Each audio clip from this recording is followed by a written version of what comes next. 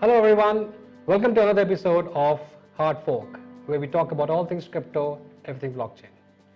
Blockchain is a very complex technology, and at one end we have a set of cryptographically protected data, and on the other side we have a software program which is running an autonomous system. But if I have to probably start up a business into blockchain, what is needed? What is needed for, and what kind of platform should I be using or running on or practicing on or doing my consulting on to come up with this new startup that I want to have? We need special skills, we need special talent for this. Today I'm going to focus a little bit technically on what kind of startups or what kind of startup does it need to establish itself in the blockchain technology arena. I have with me a person who I know for a very long time. He's a good friend of mine, and he has been a blockchain developer, he's been a blockchain trainer, he's been a blockchain consultant, and also a TEDx speaker. And of course, he has his own startup which has just crossed 1 year. Please welcome Vikas Singh. Good to have you on the show, man. Thank you, Shamli. Thanks for having me here. It's a pleasure, absolutely. First thing first, Block Labs just completed 1 year, you said, and you probably celebrated on the social media. How has the journey been in the last 1 year? Oh yes, so the journey has been exciting from the perspective of like how did we started and like how did we were very focused on to just making sure that we do not die in the first year, because as the data says it, like 80 to 90% of the startup fails or wrapped up in the first year of its operation. So the initial goal was just to take one baby step, and that was just to focus and just clear your first hurdle, that was like surviving first year. So you survived the first year, all right, and I'm sure you have certain goals for the next one. Yeah. All right. And but what I want to probably focus is on the first year itself, because that's the message we want to send to all the aspiring startups on that side. The question here is, when you started off, you probably would have had an experience prior to this. What made you decide that, okay, I would like to have a blockchain-based startup? Yes. What went through your mind as to, okay, now I know this is what my experience has been, and because of course blockchain is in vogue, it was in vogue last year also. What exactly made you think this is what I need to do? Okay, so I was actually the very first time that I have heard about blockchain. It was like way back in 2016, February 2016. And what I was doing at back then, I was like a R&D engineer in a telecom company. Okay. So my BA business guy went to France, and there he was talking about with Orange Telecom. He was having some conversation, and he overheard about the term called blockchain. Okay. And somehow I was like traveling from East Delhi to Gurgaon daily. So I was reading newspaper, and there is like a small segment of distributed ledger technology keeps coming up every now and then. Yeah, of course. It caught my eye. I became interested, but I didn't knew when my senior told me like there is something called blockchain that I have heard there in France, and I really want you guys to explore this and what we can do on this. So when he coined the term and when I started exploring it, I get to know like the dots get connected, like that DLT and blockchain are like almost the incremental version of the DLT, or a very specific version of a DLT is blockchain. Yes. So that's how I started, and the more I was like knowing about it or reading about it, the more I was getting convinced that it is gonna be a technology of future, and that's what made me like really convinced that I should pursue in this. So later in 2016, I got a job as a software blockchain developer, Ethereum blockchain developer in a startup company in Hyderabad. Okay. And then it was a healthcare one, so I did a lot of POCs there, and that's what I was like able to get more confidence by getting my hands dirty with the Ethereum blockchain development. When I say that, so it was like writing dApps. Yeah. Right, so I was like writing more of a dApps. Those are very small dApps, but they were like full functioning dApps. So like claims management in healthcare can be done on blockchain. So I wrote those POCs. Okay. Yeah, and that's how I And when you said me like how did you like took the decision, so while I was working in Hyderabad with this startup, I was getting a lot of requests to do freelance work on Ethereum blockchain, because there was very hard to get the talent in this. Correct. Yeah, Correct. the talent is the scarce thing here.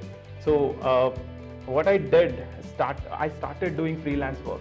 And what I was doing, I was like, just for the So love this was of- while you were doing a job, sorry to interrupt. Yes. While doing your job, you started doing your freelance work and you Yes. started to get more experience in developing your Ethereum. So Yeah. is that important? I mean, should other people also do the same thing? I said, what do you think? So it was really good experience because you are learning at the cost of nothing, because you were just taking your own time to learn, develop and the things while you were doing something similar on the job as well. So it was compensating to each other. It was complementing my job also. So and that's how I was like, it was like when, like as Steve Jobs says that you can only connect the dots backward. Now I can say that those were like my baby steps that leads to this, To the decision that the decision that I really want to take it ahead, because there were a lot of market for this, for as a developer, as a consultant, that people really want to understand this technology first, and then they want to take the decision, a conscious decision, whether they want this technology to be applied into their product or not. So it was like more of a hand holding of a person, let's say a business, let's say Shanu comes over and he is running something as a product and he wants to understand whether I should go for blockchain or not. So I have always emphasized like we should use blockchain in a very apt way. We should not just for the sake of it, we should plug it up. I know, I mean, we have had conversations earlier, and you had mentioned that you have been working on a couple of good thought process and all. We'll talk about that later, but what I want to focus on right now in this small 2-3 minutes is what has been, as a startup, okay, the first few challenges that you faced while running your business. Okay. So it's all started from getting your company registered. Okay. Yeah. So Can you talk about that? Yes. What are the formalities required from getting the company registered, and is it very easy, difficult because of the Indian scenario currently? Yeah, so the process is exactly same. So there is no bifurcation whether you are registering a blockchain-based company or versus a other service or a product-based company. But you have to be very cautious about what you are putting in your description of your company, as like what you will be doing in the company. They ask you. So MCA wants the description. Yes, they do. So they do not. You should not put anything related to cryptocurrency, ICO stuff in that, because that is, since the mandate is not there right now, so we do not know generally how do they see it. But you should always make sure that a CS who's gonna register your company first understand what you're gonna do, because he's the one like will be in charge of making sure that your company gets registered. So a carefully worded registration process as to what exactly you want to do is very important for all the startups if you want to go into blockchain. As Vikas said, he's had issues in probably not using cryptocurrency or ICO or anything to that, because that's the mandate which ROC has. Great. And anything else beyond that challenge that you face? Beyond that, then your initial challenges, like always, is gonna be your team, because team is your first product in a startup. Your team is gonna be always your first product. So always make sure that you have a right set of people. It's not about talent. Talent can be groomed, but the major part of it is like how they understand your vision, what you want to do with this company. To have the right kind of people, who share the same vision, or probably can develop that vision in them. Okay. Yes. So since I have already mentioned the team, so it also comes with the talent. Scarcity of talent is there. Like you have to be very. It's like Bitcoin. It's scarce. Yes, it's scarce. Yes, truly, correctly said. Yes. And what about funding? I mean, do you think funding is easy for a startup? So do they require to see anything? So our have you tried funding?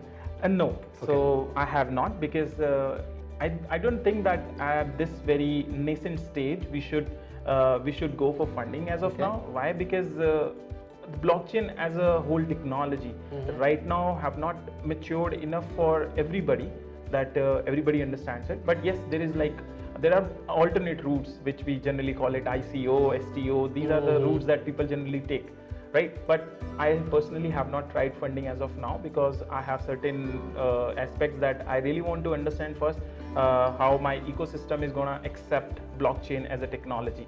But there have been startups who have got funded even in the initial stages, while they are even conceptualizing stage as such, or probably if they have a good product in hand, already they have done that. Correct. Do you think you have a product in hand right now which you've developed and you want to probably use that as a medium of funding as such? Yes, we are working on a couple of products which we are trying with the new other startups. Like we are trying to leverage that startup, like the stage in which like two startups can collaborate and form a win-win situation. We are working with couple of startups which are gonna use our created product that we have built, and we are gonna soon be launching a product which will be leveraging our technology. So that's under stealth mode right now. We cannot reveal much, but yes, maybe on the next following things we maybe probably we'll have to call Vikas again when he is starting to create his own product and ready to launch, and he can probably sponsor its own episode. So okay, now here's a thought. I think one thing which I very clearly remember last year when we were talking about collaborating and doing some workshops together, you had mentioned a very fantastic analogy of trying to understand blockchain as such, and you used the analogy of a newspaper. In 2-3 minutes, I want the startups outside or somebody who is absolutely layman wants to understand blockchain as a whole, to understand what is blockchain and how it can be easily defined. This particular definition will definitely help. Why didn't you take 2-3 minutes and state that fact? I think it's good to be covered in this episode. So this analogy of newspaper came to my mind like one random day when I was like, you have a daily routine picking up a newspaper from your doorstep, and I was like, I don't know like how it all wired up, like, but within a 1 or 2 second I know that I'm holding a blockchain. And when I say like I'm holding a blockchain, what does that mean? So a newspaper actually have two things in it: the data part and the date and time. So data can be actually your news, whatever it is it's covering, right? So I'm saying like this newspaper is a block which is having a lot of information, and the timestamp is already there on the very front page. Like it got published on so and so date and time, right? Yes. So if everybody in their home like have their stack of newspaper sitting on top of each other, right? So when I saw that stack, I can clearly say that this is what blockchain looks like, because every day we get a block that is a newspaper, and each newspaper is gonna sit on top of the previous newspaper that have you got on your doorstep, right? So blockchain is just exactly like that, a sequential nodes, sequential blocks that is connected to their previous one. So how do they connect to the previous one? Let's say there is a mistake in today's newspaper that can only be corrected. The only feasible way to correct this mistake, let's say there is a spelling mistake, that is the only feasible way to correct that mistake is to publish the correction in the next newspaper. That's how they are linked together. Like you can always say that this correction have been published in contrast to the previous problem that we or the mistake that we have done. That's exciting. So I've heard this before, so I know what exactly it means, and I hope this is useful for the folks outside. And of course, talking about newspapers, whatever has been published today is immutable. You can't change today's newspaper. You can only change it tomorrow. Great. So good startup. You started off. You have 1 year. You faced your challenges. And one part is because I wanted people to also understand what kind of because you are being a developer, what kind of area that you thought, okay, this is what I need to cover, this is what I need to work on. For example, if I really want to talk about is a platform that you're looking at. If as a startup, should they focus on one platform, or should they be thinking about everything that they have in hand? For example, if I talk about Ethereum, or talk about Stellar development, or about EOS, or Hyperledger for that matter. What is it? I mean, what was your thoughts, and what should be the general trend as to do? So when I started back in 2016, I remember there was only one platform other than the Bitcoin platform where people were like building colored coins and all this stuff. Yes. But the colored coin, the way colored coins are created, it's like bit like more really technical, right? So because there is this S script or those kind of languages, or not the arrangement that is very fixated, you cannot do much with that. You can't change much. So you have to find a platform where you can actually write code which you are already familiar with. Yes. Like the coding has been like always have been my background, right? I was always writing codes, small codes, big codes, like that.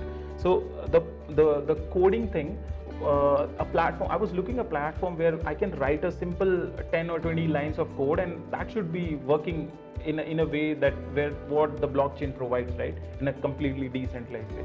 So back then there was only one platform by Ethereum, and later on in that 2016 itself, the Hyperledger Fabric, IBM started working onto that, and later on that Hyperledger Fabric matures, and a lot of other people also join the bandwagon, and Indy comes in, Sawtooth comes in, like Intel joins by Sawtooth, Sovereign comes by Indy. Indy is like an identity platform. Sawtooth is also like bulk data, you can put it onto the blockchain. It's like multi-thread sort of like, it's like that.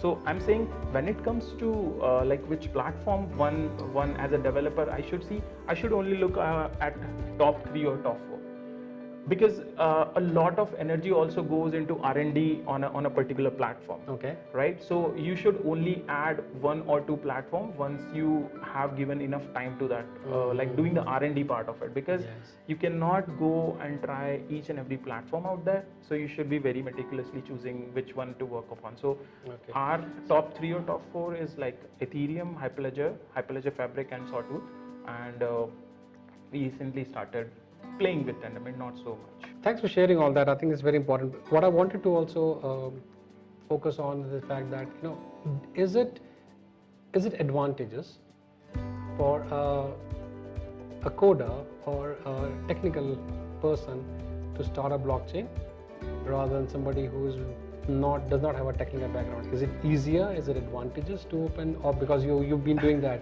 and I've also been in this place, I understand the challenges, but I want the people out there to know from a startup point of view. So cracking the business actually takes both. Okay. You should be like people. You should be business savvy also. Yes, as well. People savvy, talking to business guys to get more. Of course, it's important.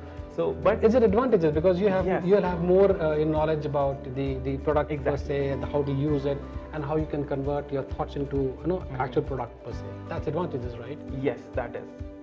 So it's advantageous to be as a technical guy. Yes, it will always. Business guys get hold of a technical person to make your products. I think it's very important.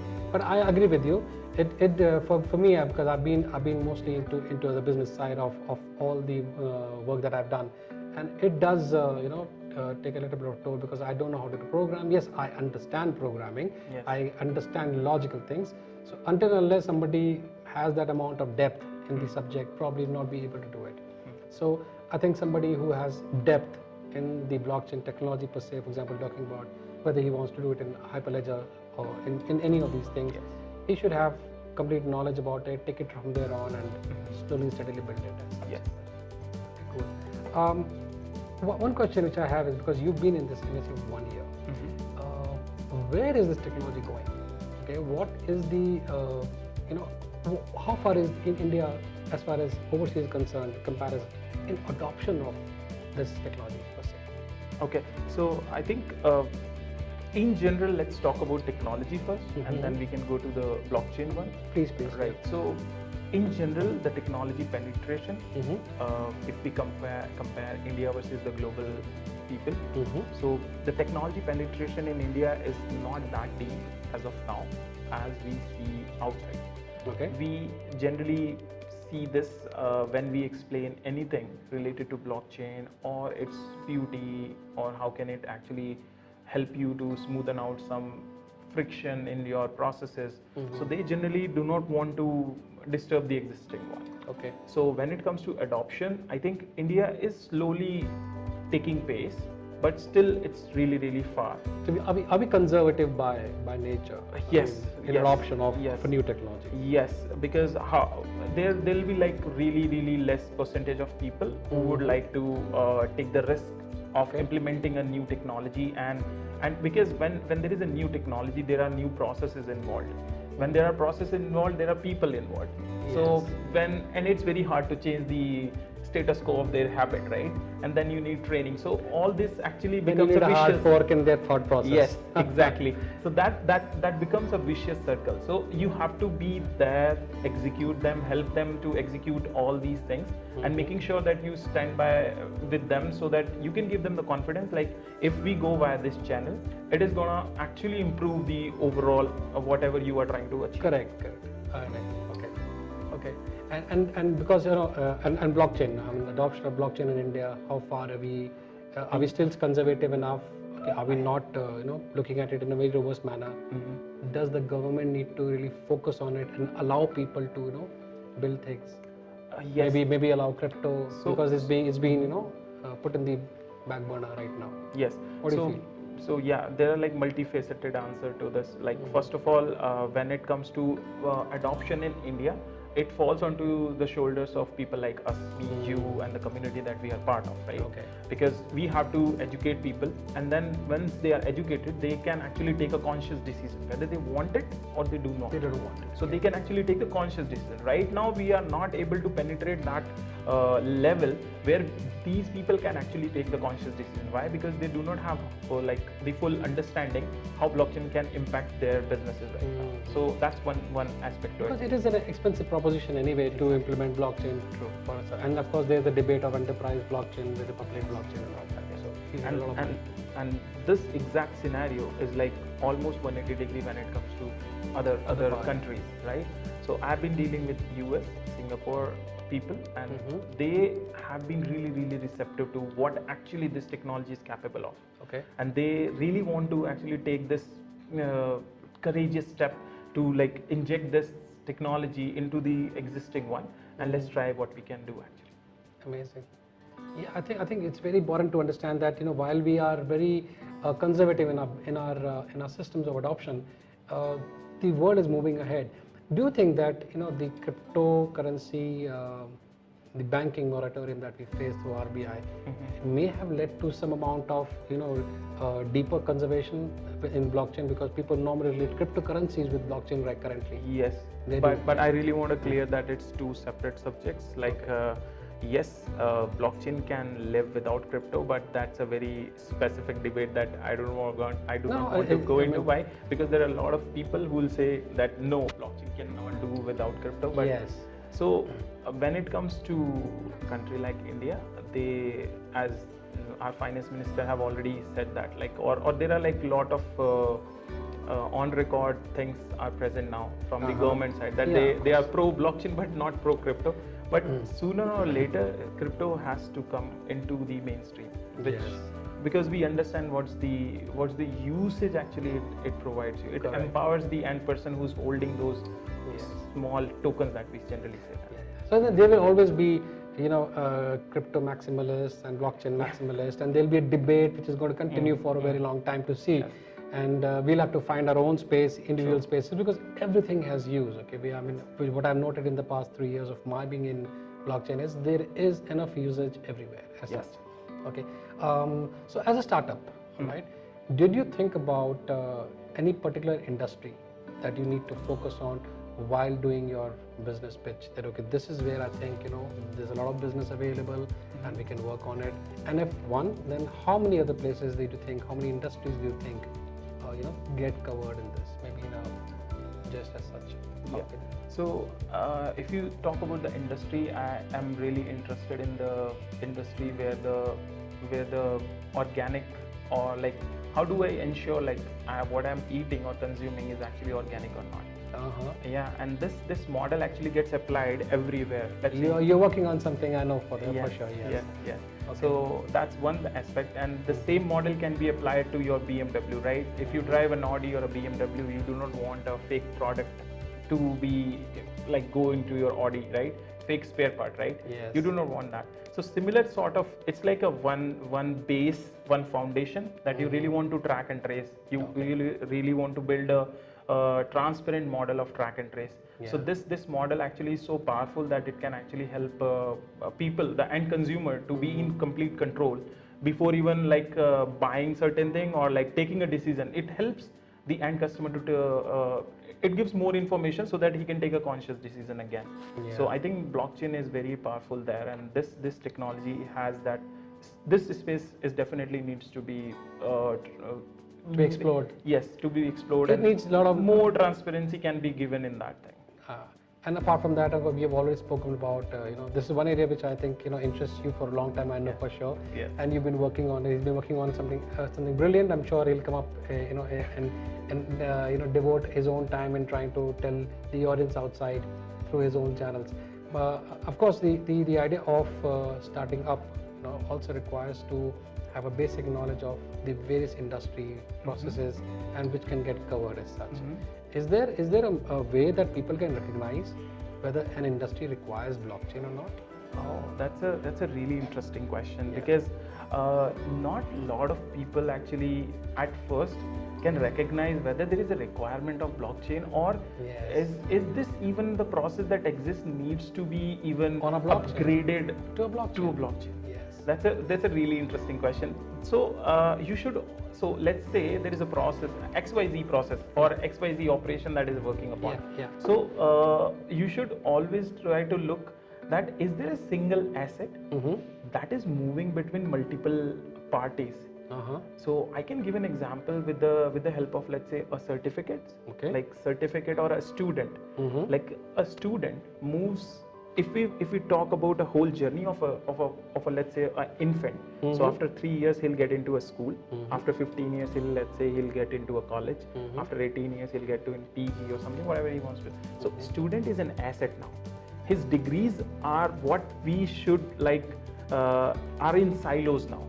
Like now, if you look at this space can be actually can be upgraded via blockchain. How? Because student is an asset. He's moving from one party to other party, and that two parties are not talking to each other. And how do they talk? They talk by a third party called BGV, background verification entities, and that they make a lot of money in that. And that's what we say blockchain helps you to remove third parties.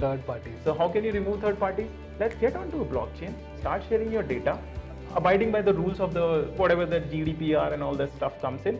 But if that data can be shared on this channel, in a single channel, and this becomes a single source of truth, and then everybody has to look at just to that single source of truth, and they can always identify the guy who's entering into my institution, like that he's having really good track record, he's really good, your character certificate can go on that, but I don't know whether that anecdotal response should go or not, because if it's a negative, like it will be there on the blockchain forever, and nobody can refute that, or nobody can change that as so this is how one should look. Like, is there any asset which is moving from one party to other party, and those parties are not talking to each other, and is there a way that you can make them agree to actually use the common platform? You just put a spanner into the business of the background verification guys out there. I'm so sorry, but yes, that's the implication of having a blockchain in this scenario, because I'm sure this is a very good case study. I mean, if anybody out there who wants to program or build a POC can work on this aspect of developing something using a smart contract system of certification on blockchain. A lot of people are doing that as a project, and this could be a good learning thing. Isn't that right? Yes. The subject of startups is very huge. I mean, there is no way that we can complete the subject of how to start up, what is needed, and what can we cover in 30 minutes flat. That's all we have time for in an episode, which we do here. However, I think when you talk about the subject matter of blockchain startups, you've already crossed 1 year, all right? What are a couple of things that you want to leave as a message to the aspiring startups on the other side? So I would say, like, keep updating yourself with the platform of your own choice, first of all, and you can do freelance. Freelance is the best way to get hold on to, like, getting your hands dirty at the cost of nothing, and you will be like your experience will become really, really better. And the last but not the least, like, make sure that you engage with the community as a whole, because there are now pan India, there are small communities which have sprouted now. it's everywhere. You just Yes. have to figure it out. You can go to meetup.com and just like write blockchain in my city And, or something. There'll be like at least 5 or 6 huge. things will come up, and so you should always make sure that you always engage with the community, because community is gonna help you in a way that you have never seen before. Because community is a very very good way. That's why we are sitting here, because of the Yes. community, right? That's how we got in touch. Yes. You know, there was a community and we got in touch. I think it's a very good point, because the Indian blockchains and cryptocurrency may not be maybe conservative right now, maybe not be growing exponentially as the market overseas, but the community is growing day by day, and we are continuously engaged with the community. And many of you can always vouch, because you're part of our engagement community that we have. And Vikas, thank you very much, for being thanks. on the show. It's been amazing to have you and understand the perspective of a startup as to how you can get. I hope we get more opportunities to interact in some other places. Thank you Sure. very much. Thank Completely you, my viewers. pleasure. Absolutely. Thank you, viewers. That's all we have for today. We look forward to having you again in the next episode. Goodbye.